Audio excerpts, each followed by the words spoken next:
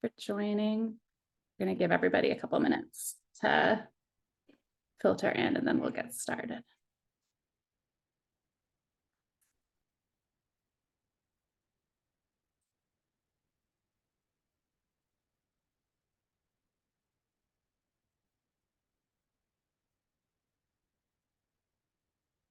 While we give everyone a second, do you mind chatting in where you're joining from and what your role is?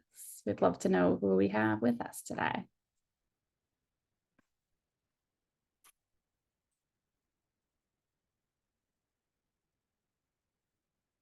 Where you're joining from and what your role is would be great for us to hear.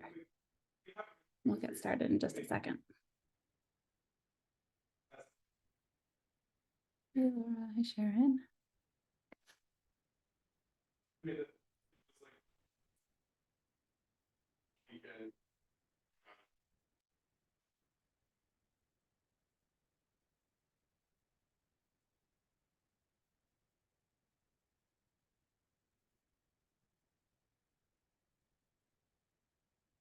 Thanks, Rachel. Joanne.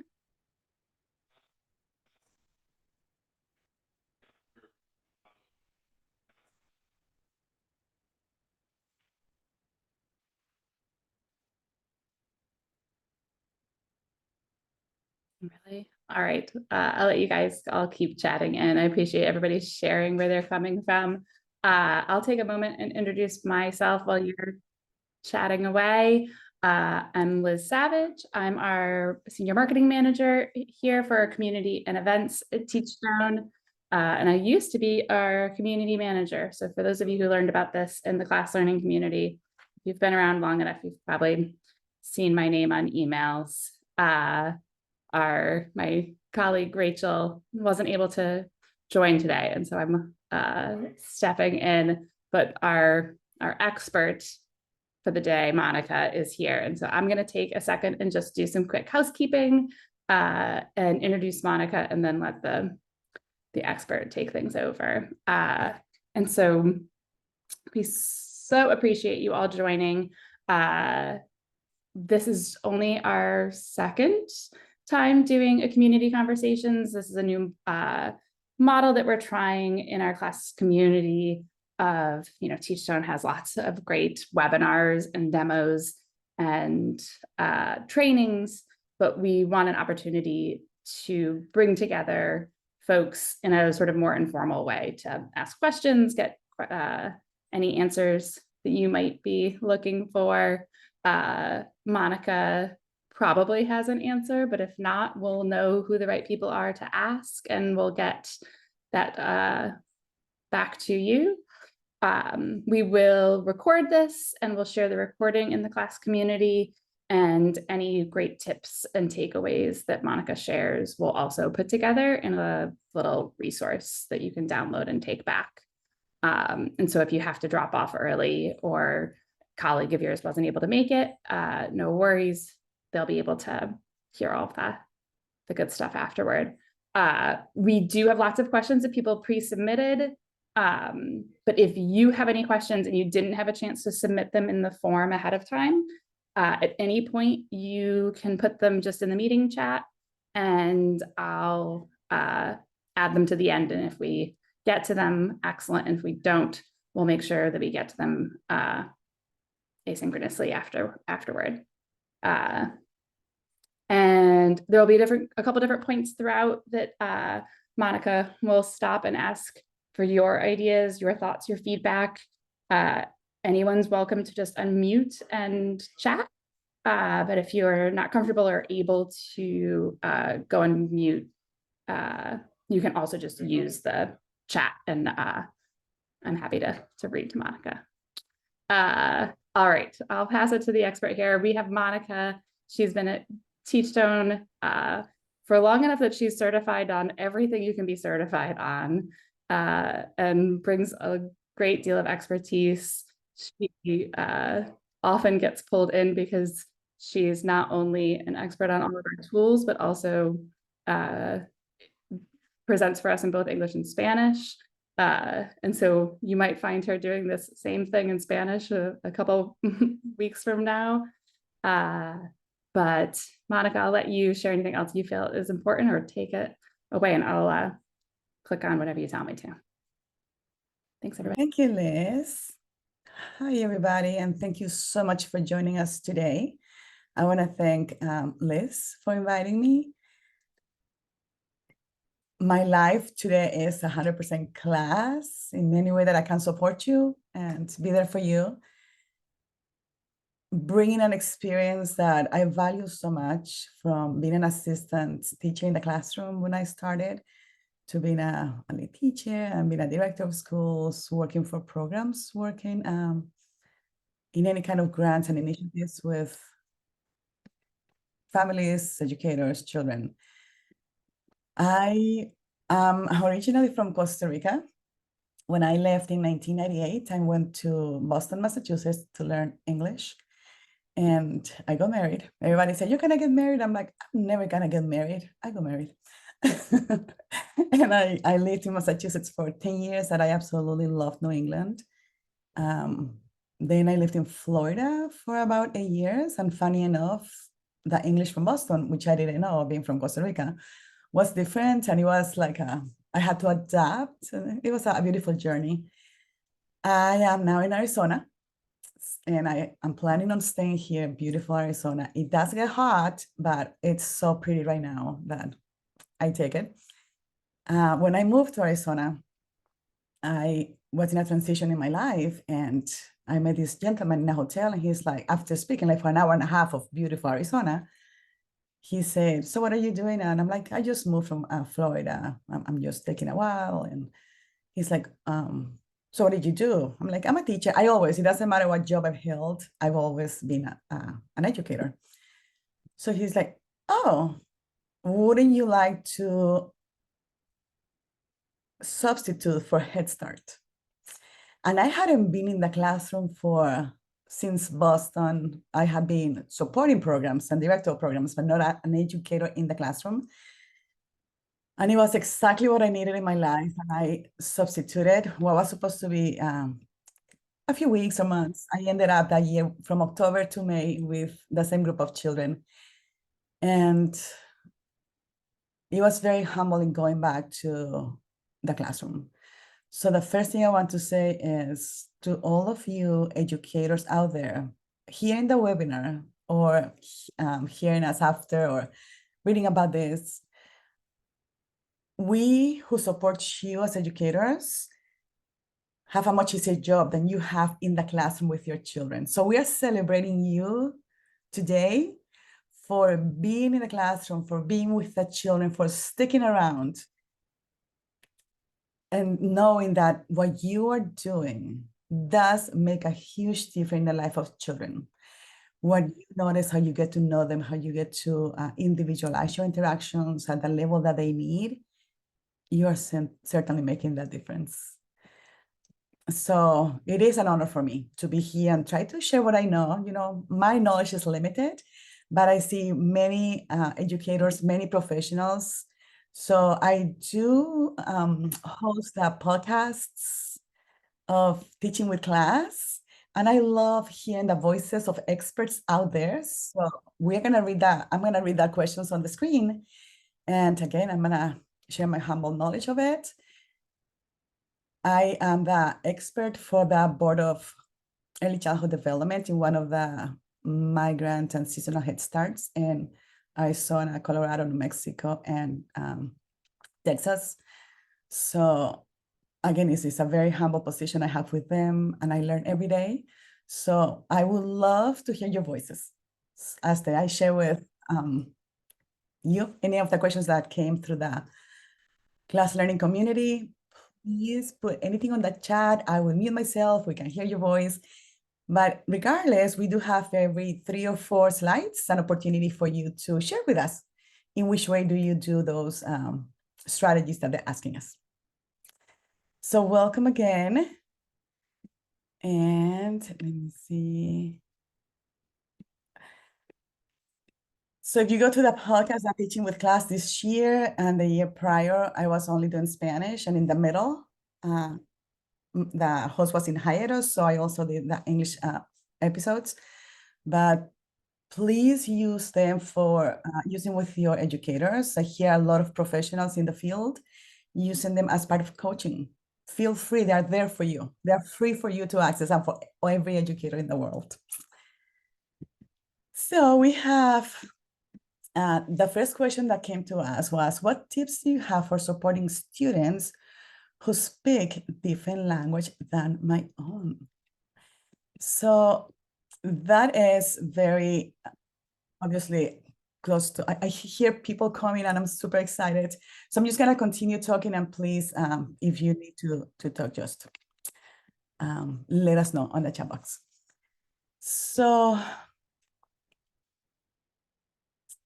how do we support students? And I'm gonna start with a testimonial. I was observing a classroom where the educator spoke English and Spanish, so did the children, and they had a new child from Turkey. None of them spoke Turkish. So I'm just observing, I'm just an observer, I'm not interacting. And I hear the child speaking his language, and I don't speak in it either. But he's speaking and he's smiling, and the educator is looking at him and like nodding, and she will be like, yes. And she's like, wait. And this woman will take the app and record either her voice or what she was reading from the book or the labels of whatever they were doing, translated to his language. And the light in the face of this child was priceless. And then he would just speak. It was like a waterfall of ideas that she couldn't understand. She was trying to capture it. That communication went back and forth between her, the children would look at him. He was part of that group. I was so impressed. And that's why I say what I know is obviously some experience of my life, but it's what I've learned from all the educators out there and the professionals. So learn basic phrases, right? Not necessarily phrases to correct the children, but to connect with them. Like, good morning, and how are you? And even the way that you express care for them. Like, I missed you, or I am from Costa Rica, as I said, I will say I love you. And that was one of my first phrases. But also, besides learning the language of the children, learn about the culture, invite the culture in the classroom. I did have a child who was adopted from China, and the mom came one day for New Year's, and they were all dressed up in their, she was American, and the costumes from China, and they were talking about it, and she was almost 3, and she was sharing words in Chinese that she knew, that little tiny thing. And that was my classroom, that was a child in my experience. She was so valued, and she felt it. And so when you see that exciting, you are doing that for them. Use simple language, and you might want to repeat it maybe when they say something, and you kind of interpret what they are saying. Like if they're pointing at the food and they're looking at you and you're like, oh, you want some more? Like try to interpret those messages, nonverbal cues, into what you believe they're trying to tell you, and read the response, because maybe that wasn't it. But you know, your educators, you have that magic of understanding your children. You might have children who speak the same language. Like I also learned that in the East Coast, they were having a lot of children coming from Russia, and they were groups of children. And so they were able to be grouped up and support one another. That again made them feel like we belong here. And added everything else that we've been talking about. We have professional development opportunities to enhance your skills. So please feel free to tap into what we offer you, because we are not alone. This is the class learning community. We really are a community trying to make this work together. And I say that because we're celebrating you. I say that to say that all these amazing strategies are being used out there, and your children who need you the most when they are going through difficult times, and you are making them part of that classroom community, celebrating their culture, you are making them already feel like I matter so much. If anybody has a comment or a question.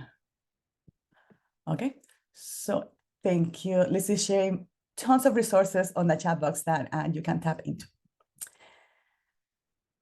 Okay, so the next question that we have is, what strategies do you have for supporting children with special needs in our Head Start classrooms? We have a wide range of needs, and that makes behavior management and instructional support challenging. So behavior management, I will say my experience supporting educators is the one that we always need strategies. How do we support them?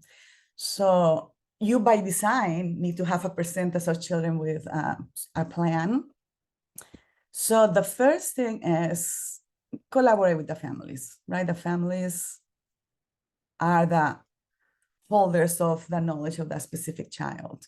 So sit with them, and whether or not they can tell you exactly what is it that the child needs, like that my child is going to scream if there's a strong smell in the classroom. My child is gonna throw a tantrum if there's a loud noise. So they might be able to tell you the things that are going to trigger their children. They might tell you that I really don't know, this happens once in a while, and I actually need support from you to help me help my child. But have that reciprocal interaction with the families for you to gain information from them and for them to be part of that effort on supporting children. So how do we help children in any case anyways with their behavior, right? When we talk about behavior management, we are thinking of, I want to keep my children safe. So any behavior that is unsafe for themselves or for others, that's what we call maybe a challenge on their behavior, right? Because it's kind of dangerous. Or any behavior that might be disrupting the learning. When you see the behavior, the first thing I will ask you to do, and I know I have many experts here on the panel too, on the participating on the webinar. The first thing is ask yourself, what is he, what is she trying to tell me? What is this behavior trying to communicate? Because maybe they can tell you, right? Maybe they are 3.5, and maybe they still don't have language. And maybe they want to tell you and the interpretation is not correct. So it's gonna be a meltdown. That is natural. So trying to understand, first of all, what is it? What is it that I'm missing? What is it that this child is trying to tell me? So an educator tells the child, okay, everybody takes your coats off. Very early in the year, very young 3-year-olds, take your coat off. We are going to put everything away, and then we're gonna do some, I don't know, singing in the carpet. So this child, and then the educator says, go ahead and zip down your jacket, put it on the hook. And that's the message the child received, no language. And then she goes on and then comes back and turns around, and the child is hitting another child because his peer is trying to help him be in a classroom community. But my teacher just told me, take off my own jacket and put it on the hook. So if that teacher caught that fight or that push, or think, what just happened? What did I just miss? And I see that this other child is helping, but I just told him to take off his own jacket. So something as simple as that they caught your message, are trying to do it, and then somebody kindly and empathetically tried to help the child, is gonna say, the only way of communication is I'm pushing you because I'm trying to do this by myself. So let's try to read those messages that they're trying to give us. Even if they're not talking to us, they are interacting with other children. Another thing that is super important that, of course, is all part of what we do with you, with the class tool, is make sure that you have a routine. The predictability of the routine that was happening in the day, not necessarily by time, by hours, but the routine of what's first, what's happening after that is giving children that feeling of being safe and the predictability of you, right? I know if I react like this, if I do this, is this gonna be the reaction from my educator? So when that is disrupted, when that is broken, that might also trigger the children. So have those routines. And if you're going to change the routine because that happens, change it with the children. And change it with the children. One thing that works for every child is with visuals, right? So go to your routine on the wall. This is what we usually do. Well, today we have something special. So we're gonna do this over here, move it with the child so the children see, oh, there's something special. We're gonna do this later together. Same when you're going to change the environment, right? They know where things belong, their materials and where they can do activities. If you're going to change anything in the environment, make them part of it. Changing the environment in between Tuesday and Wednesday or Friday and Monday, and they come back, some children are going to be triggered by that too. So make them part of those changes. Of course, modify the environment also that is accessible for all children. So make sure that you have sensory-friendly tools and that you know the learning styles of every child. So this is one of my students too. When she first came, she did not have a diagnosis, but she will put everything organized next to each other. She knows all the names, she knows so. And if anybody came and took any of that, this child will have a meltdown, right? Again, no diagnosis. I didn't need a diagnosis. I knew that she was very specific about the way that she was organizing her toys and what she was thinking, because I love hearing her talking to herself. She didn't want to play with anybody, but everything that she was thinking about what it is that she was doing. So make sure that we build that empathy within the classroom community that we all understand, right? Even as adults, we have our own styles, our own likes, our own dislikes. So we help other children understand that that's the way she likes it in this moment. Let's allow her to do that for the time that she needs to do that. And because part of behavior management is that collaboration, right? Is we tell the children, you need to share. And sharing is one of the most difficult skills to develop. So what if the child doesn't want to share in that moment? Or what if the child doesn't want to share that toy in the moment? So it's becoming very conscious about what can they share? How do we build that consciousness of this is the classroom that belongs to everyone? How about if we take turns and develop those systems of taking turns with them so that they feel like, yes, I know my friend is playing with that. It's not nice to go and just snap it from my friend, but I'm gonna work on that taking turns system that my teacher is working with us, because I do want to have a turn to that toy. Sensory needs are also a real thing that will trigger your students. So recently somebody asked, and this child was having a hard time with very loud noises in the classroom. And this I never did, but I've learned that many times from many educators, that they will put boxes from a refrigerator in the classroom with holes so you can see the child.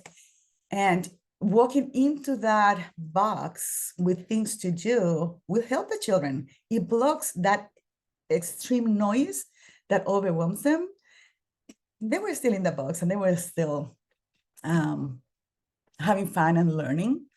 Because although we do that, we don't want to forget them, that we still have to supervise them, obviously. But it's trying to figure out. And one magical thing about the class learning community is all these questions, you can share your own strategies. When other people ask, you are like, oh, I've tried this. This really helps. So when we have all of this thought through, right? No fix. Nothing is ever going to be perfect, or nothing's ever going to work the same from child to child or from group of children to group of children. But we will see, you will see, and that I did experience as an educator. Once I get to know every child and I get to be very sensitive to the needs and make sure that I understand what triggers them, and I try to provide for them that they need, and I'm building that empathy with all the peers, then their stress level is going to drop and they're ready to learn.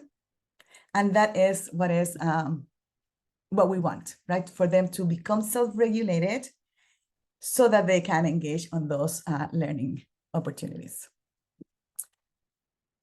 Monica, I can tell that this is something you're passionate about and can talk about for the next 30 minutes. But knowing how many questions we have, I'm going to move you on. We can so come back. Now is the moment actually to ask you for you to write strategies on the chat box or mute yourselves to share strategies. What do you do to support your children in behavior management? So to also help them in instructional support. Alrighty, so let's jump to the next question. What strategies can you use to engage with families? So again, this is key. And also when we think of the history of Head Start, we know that Head Start started like this transitional time before preschool to kindergarten. It was 8 weeks of supporting the children to give them the opportunities so that they can prepare for kindergarten. But part of it was involving the families because they were the ones who were taking the children to their new schools. So, and I know you do these kind of things. You have your parent council every month. They get together, they talk to one another. You might be there, you might be helping them with strategies. They might be there asking questions. They might be there sharing research that they found. So make sure that some kind of informational sessions are occurring between you with the parents, even parents by themselves, because they have that power in the life of children. Invite them to the classrooms, invite them to be volunteers, to do something that they're very good at with the children in the classroom, have regular communication with them, whether it is in the school day that might be difficult because children are being dropped off and the educator needs to be with the children. But it could be through newsletters. It could be, I don't know, maybe you have those moments where you can chat once a week virtually or even face-to-face. Send resources at home, right? So that they can do activities that are supporting development of children. And they love it. And sometimes they're like, oh, I never thought of doing something like this. And it doesn't have to be necessarily materials. Send them ideas of, okay, so next time that you are cooking, involve your children in cooking, and they might be measuring what it is that they're going to be putting on that recipe. So make them part of the process. They will appreciate that, but they also are a source of information for you. Again, if you have any ideas. Observations during meal times. Are there any additional resources, examples regarding observing during meal times for preschoolers, especially how to co-regard for student perspectives and instructional learning formats?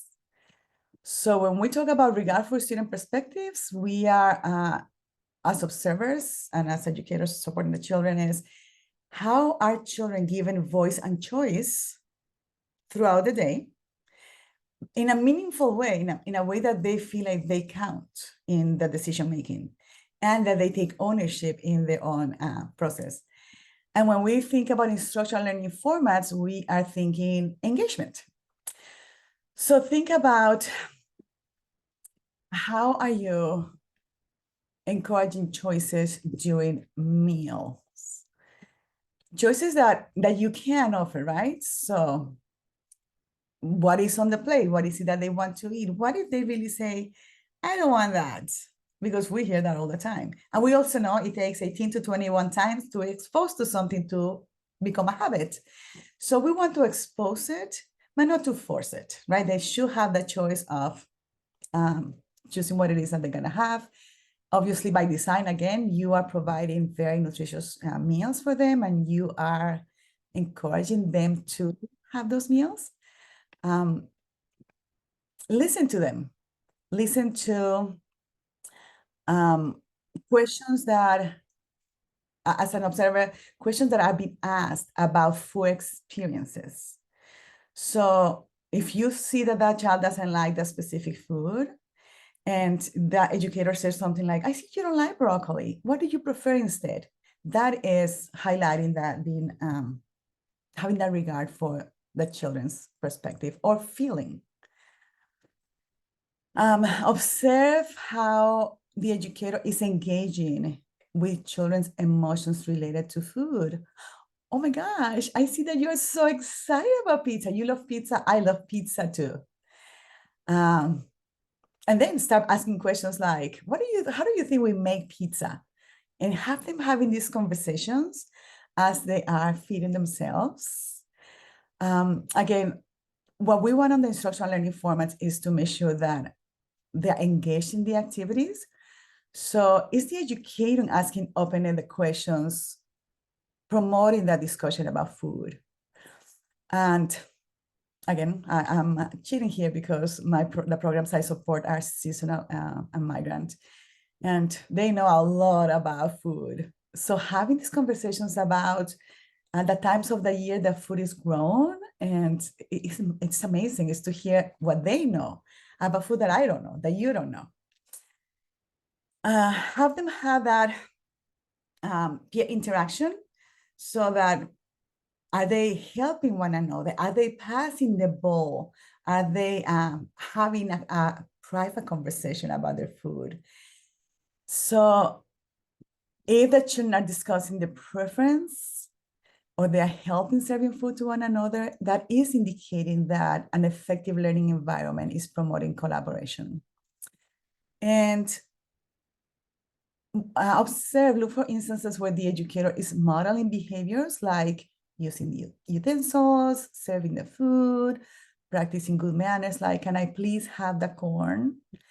And so if you see that demonstration of practicing good manners, or how the educator is chewing with their mouth closed, because that's one of the expectations, that is showing instructional learning formats in action.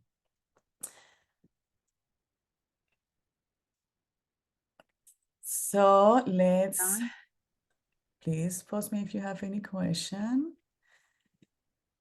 So kindergarten transition, right? Well, we can think about transition of, but the question is, what practices can we implement to ensure our children are well prepared for the transition to kindergarten? So how many of you have had the experiences of speaking with educators from kindergarten, from the K and higher levels? And when you ask, what do you need? What do my children need to have a successful transition? The first thing they're gonna tell you, and I did have this kind of grants and this collaboration with schools, is, are they able to collaborate with one another? Are they able to listen to one another? Are they able to follow instructions? It's not about, do they know the ABC? It's not about, can they count? They really want them to come with strong social and emotional skills. And again, when they are strong on that, they're gonna be able to learn, right? So foster that social emotional development at this age, because it is here in the transition from toddlerhood to pre-K that we are helping them take turns, helping them have learned that regulation, so that when they get angry, they're gonna kind of monitor that behavior, that feeling on the body, and they know that, well, when I'm angry, I'm not supposed to hit my friend. I'm supposed to breathe. I'm supposed to find a place of calm, and then I can express, I feel very angry right now, and I can work on it. So that is the first skill that we promote, or skills, social and emotional skills, so that they can have that successful transition. Do role playing and group activities, right? Play feeling or emotion charades, make it fun. And practice that self-regulation yourselves, because you as an educator, or the educators that we support, it is we have to normalize strong feelings. So it is okay for the educator to say, I am so frustrated right now. I need 2 minutes. I'm gonna go sit down. I'm gonna go do some breathing, or I'm gonna go read a book. And when you say that, again, you're normalizing that strong feeling of being frustrated, but you're also normalizing there's strategies I can practice that are going to help me come back to that good place and then rejoin the group. So books, there are many books. And as I hear educators, I'm not in the classroom, and I know that some books that used to be good for working on social and emotional skills, they don't use anymore for good reasons. So make sure that read the book, and make sure that whatever you are promoting to those beautiful books are promoting the skills that you want from your children. Of course, we need to promote early literacy and numeracy. So in storytelling, we are teaching the children to either to tell the stories, right, that they can picture read, but you can also read to them, so they hear the sentences and the words and the connections that happen in the book. Through that, ask questions about what it is that either they're talking about, or what you are reading, or a collaborative activity, and so that they can have a part of that experience. We want them to express their thoughts about the stories. Counting is something that happens like all the time. They're counting the steps to go outside. They're counting how many pizza on the plate. They're counting the blocks they're playing with. So it's something that naturally happens. And something like subitizing, right? Is how many do you think are here before counting? They love playing the game, because then it's like a prediction, and then they can actually evaluate their prediction and count. Oh, there's 6. Okay, let's count. There were 6. And if it wasn't 6, it was funny. It was fun. And then we try again. Another skill that we want to work on is developing self-help and independent skills. Right? We want them to be able to dress themselves, to feed themselves, to tidy up after themselves, practice these routines consistently to build confidence in the fact that they can do things themselves. And something that, of course, you're all doing, but is visit the kindergarten, have that field trip to see how things work, have fun activities in your classrooms or outside your classrooms. This one I would suggest outside, like have them hold trays with containers with water that they have to balance. And if they spill, it's okay, they're outside. Or if they're inside, it's okay, we can clean up. But having practiced that cafeteria routine, because that's gonna be different if they don't have that experience right now. So it's the one thing I want you to keep in mind, they are not in kindergarten yet. At this age, we are training their muscles, the little muscles, so that eventually they can read when they're 5. We're training their little eyes also to have those fine motor skills with their little fingers, like from big to smaller. practice with those scissors. So when they get there, they have been trained to do all these kind of activities successfully. So let's see.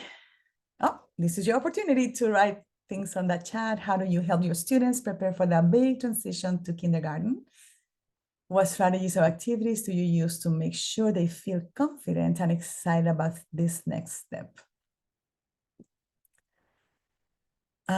One beautiful strategy too is bring siblings who just transitioned to kindergarten, and they can share with their little peers that they're still like a year or two older than the kids in your classroom, but they can come and be that guest to talk to them about their own transition and what is it that they do. So let me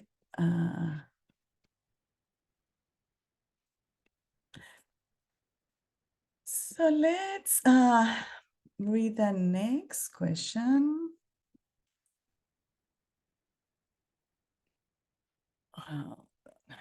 What strategies can we use to support children's social, emotional development and effectively manage challenging behaviors? So we are coming back to that question, and thank you for keep putting this question on the class learning community, because again, challenging behavior is the one thing that we want to make sure we understand our children so that we can support our children and help them be successful. So one activity that is simple is have those positive interactions, right? Create that atmosphere of, I am so happy you're here.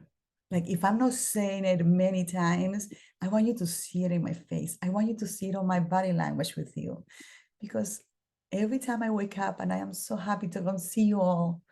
And at the end of the day, I'm so happy to send you home, and I can wait for tomorrow to do all these new activities or to continue learning what it is that we are learning. So through you feeling that way with the children, they're gonna feel it, right? Chemically and neurologically, it's they're gonna know it. And then they're gonna have that, it's gonna be that reciprocity of being positive towards one another. Listening to one another is a way to develop those positive interactions. When somebody's talking, let's listen, like really listen, and then respond with that genuine response that they needed in the moment. Develop those feelings of trust and safety, the predictability that I was mentioning before. Set clear boundaries, right? Let's not confuse having that regard for the life of each child and being sensitive to what it is that they want to communicate to us. But is, how do I keep them safe, right? You're still the educator. So there are boundaries that are gonna keep them safe. And when you have that, children appreciate that. When you have those boundaries and those limits, they know that you are looking after their well-being. Teach them social and emotional skills, because that's another thing right now. We call them two different skills. Discussing feelings, using emotion charts, right? A lot of people that I have supported that I used to when I was back in Florida is conscious discipline. So when you're using these techniques, these strategies, and we know that some are gonna work for some and some for the others, but it's helping them recognize their feelings and gain that self-regulation and express their feelings, which is that important. Tell stories, talk about stories of different feelings, and talk about appropriate ways to express those feelings. So we know that when there's a conflict, it's not a moment to teach a skill, that's a moment to use a conflict resolution strategy that you've been working with, reading books and role-playing. Those clear and consistent routines and expectations, they promote that sense of security, and they know exactly the expectation in the moment. this did happen to me. A mom will tell her, this mom was an educator for, this is ages ago, children with disabilities. And she will tell the child, use your words, use your words, use your words. Since she came to my classroom the first, I'm Montessorian, so my children were with me from 3 years to kindergarten. And in Boston was from 2.9 years old to kindergarten. So she came at 2.9. So she's 3, now she turns 4. And she was a late speaker. So we're having an activity in the classroom, and mom, was a lovely, beautiful mom who kept saying, use your words. She finally turns around and she says, what does that mean, mom? Use your words. That was such a lesson to me because that was vague. What does it mean, use your words? So be specific about what it is that you want from them so that they can follow that expectation and keep each other safe. Oh, I see Joanne is using, yeah, go ahead and read those strategies from Joanne from the chat box. Anticipate those potential challenges, right? We know children, we know what is gonna trigger them. So be there, even that subtle cue of, I see the child is starting to, so either if you're across the room, look at the child, like do some breathing from far away, or if you're close, help the child, maybe tap him on the back and start breathing so the child can breathe with you, to prevent those meltdowns from happening. So practicing self-regulation yourselves as educators, as adults, is modeling that self-regulation, is helping your children learn self-regulation, and again, normalizing those strong feelings. Calming techniques, the easiest one that we have at our fingertips is breathing, right? It's something that we just start doing in the moment, and it works 3 times very deeply, and you have many games that you use to help them breathe. But even if you don't, just breathing is going to help the child get to that place of calmness. Alrighty. I also see resources on that chat box that you can use. Okay, the next question is, how can we address gaps in school readiness skills, particularly in literacy and math?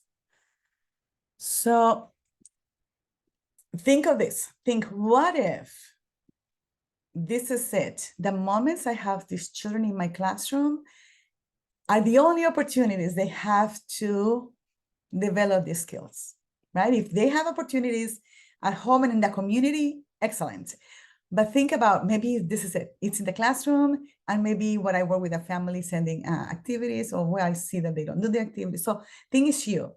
So make sure that you have a literacy-rich environment. Expose children to print. Expose them to books. Children love to read since they're infants. Even when they're in utero and the parents or the family are reading books to them. That is something that they come with, and with their infants, they're touching those books, they're in the mouth, they're looking at the pictures, they're touching. So continue that love for books. Read to them when they want to be read to. Allow them to make up their own stories when they have the books. Make sure that you have everything labeled in the classroom so that they understand that there's a code for every word, which is the print.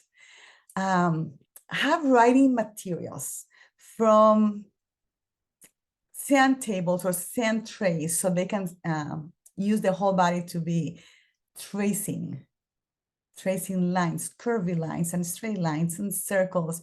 So make it very big, give them big papers so that they can also use very, very big circles with different materials. It could be up in their air, it could be with finger paint on butcher paper. So give them things that they can practice those movements that later they're gonna transfer to this little tiny paper, and they are gonna become letters. But give them the opportunities. So they give them journals. Children can keep their own journals. If they're growing a plant, they can keep a journal of what's happening to the plant every day. And they're gonna learn words and they're gonna write them, but they can also draw, right? That's the first way that they can express themselves through paper. Puppets. children love puppet shows, so do them with them, and then we're going to see them doing puppet shows themselves. For math, we wanted to be successful math, we want very concrete hands-on math opportunities, right? So what is 10? I can repeat eventually by memorization, which is the foundation of cognition, 1 to 10, even 1 to 30 if it's in the calendar. That, thank goodness that is not happening much more anymore, because that is repetition. I heard it and I'm repeating that. But what is 10? Have them feel, this is 1, and feel what 1 is. Now put 2, this is 2. Oh, my hand is getting a little bigger. Oh, I have 5, now I can close my hand. So they are internalizing the fact that from number to number, from quantity to quantity, it's growing. And if I feel it, and then I can hold any one hand. So make sure that they can manipulate blocks and counters and rocks outside and sticks and whatever it is that they have available, so that they can practice math. Of course, family involvement and what I said before, right? Okay, who wants to share a recipe that you did this weekend? Maybe it was the homework for the weekend. And how many scoops of peas did you put in the recipe? Have opportunities with the parents for them to also see how books can be read or shared with the children. Because I did have a parent, I mean, this happens a lot, but this mom had 5 very young children and she had learning disabilities and she didn't know how to do a book with the children. And so it was precious to work with her, to picture read with her, so she could have that interaction with their children. She had 5 little children with her children. And of course, it ended up being a very successful experience for herself and for her children. So sometimes we need that. We need to bring them in and show them what it is that we do and why it is that we do it that way. Integrate literacy and math across the curriculum, right? They're going to be working on science projects that they absolutely love. They can be documenting everything that they are doing during their science projects or when they are playing. So if they are going to do a science experiment, they can label the items and they can play store with the items. And something against subadvertising is something that we do a lot in Head Start, but it's just so much fun. That is not something that was spoken about when I was younger, when I was an educator in the classroom, or even when I was a director of schools. But when I started working or substituting for Head Start, I learned that, and children have so much fun doing that. Because if we make it fun, they're gonna want to do it. Let's see. So now it is time for you to share how you incorporate literacy and math readiness in your classrooms. And again, I am seeing these ideas in the chat box. Thank you for you experts sharing that on the chat box. But do we have any questions, any ideas that you want to share, anything that is in your mind?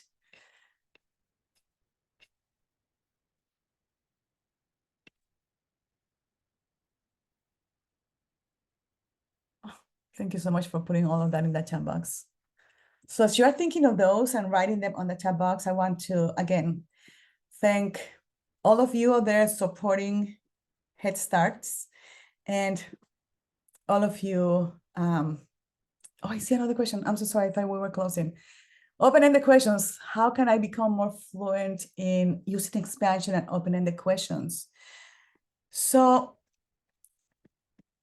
I will say, if that's a hard thing for you, put open-ended questions everywhere in your classrooms that will remind you on how to ask or what specific questions you can ask.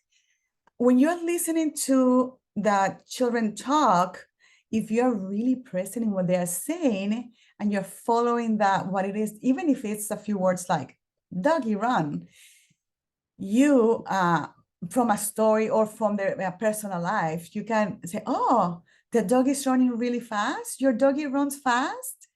And so it's expanding on what the child is saying, and then add to, why do you think the dog is run fast? Or why was your doggy running fast? And they might need some scaffolding from you to, if the child gets quiet, and make it silly too, like, was he running fast because he was going to eat, because he was going to play? But keep adding those whys at the end, or how come, or tell me about. These open-ended questions, when you do it in a social way, it becomes almost natural, because you're having this social conversation about, I had a birthday party. Oh, tell me about it, right? It's open-ended. And then you start training yourself to, I really want to hear different answers from the children, rather than me telling them, or rather than me expecting a specific answer. So it is absolutely a valid strategy to put these different prompts and questions around the classroom at your level as an adult, so that you remind yourself to ask open-ended questions. And guess what? If you ask a closed-ended question, follow up with an open-ended question. Because in life, we actually ask closed-ended questions, so it can be part of our natural speaking strategy with people. But follow up, you are like, oh, the answer to that was blue. It was the only possible answer. So follow up with an open-ended question to that.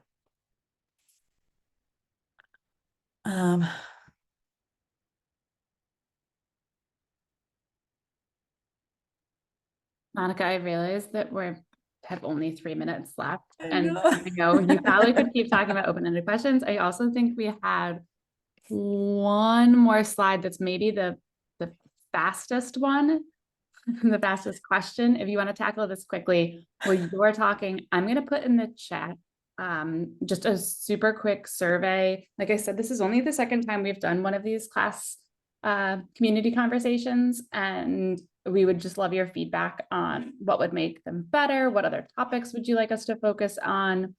How can we improve it in any way? Would love your feedback. Or if you have questions you were hoping we get to, anything, I'm going to drop that in the chat while Monica.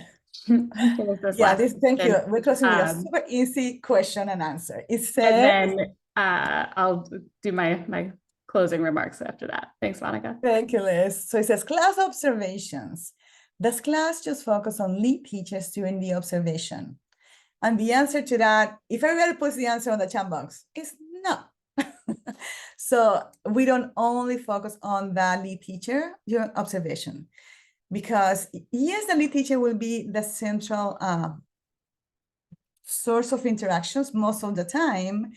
The class framework assesses the quality of interactions among all educators in the classroom, including co-teachers and assistants, because they're adding to the experience of every child. So the observations are emphasizing how all the adults contribute to fostering a positive learning environment, and how those interactions are supporting children's development. So that holistic approach provides a comprehensive understanding of classroom dynamics and collaborative practices. So, Liz, all yours. Thank you, Monica. Thank you, teachers are here. We saved time for additional questions, but didn't get to any. And so if anybody did have questions, definitely put them in the class learning community. That's where our community manager, Rachel, is always looking. And if no one in the community gives you an answer, she will be sure that somebody does. If you are not actively in the class community, I highly recommend you joining. It's open to anybody. And so if you have colleagues who haven't used class before, anybody can sign up. It's free and just a great place to ask questions like this at any time. You don't have to wait for Monica's expertise. And like I said, we'll share out the recording of this. And so you didn't need to memorize everything she shared. And we'll try and highlight some of the key points she touched on. And I would love any of you to please share that feedback with us. You don't have to answer all the questions if you want to just tackle the first couple, but we would love to learn from you what would make these community conversations even better in the future. And thank you so much, Monica. Thanks, everybody. Have a great rest of your day.